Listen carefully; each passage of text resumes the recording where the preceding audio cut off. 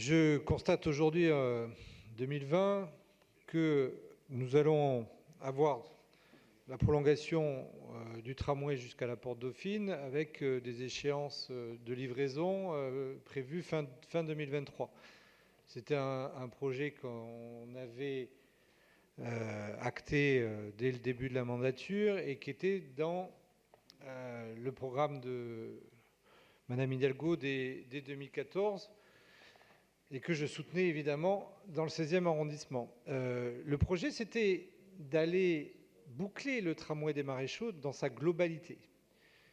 Aucune décision aujourd'hui a été actée, si je ne m'abuse, entre le pont de Garigano et la Porte Dauphine. Donc ma question est à Christophe Najewski, après qu'on ait déjà eu ce débat à plusieurs reprises, qu'en est-il aujourd'hui de la suite, à un moment justement où on parle de l'évolution du périphérique et où, comme d'ailleurs d'autres orateurs, je considère que ce serait une erreur historique de ne pas aller au bout de ce bouclage du tramway des Maréchaux.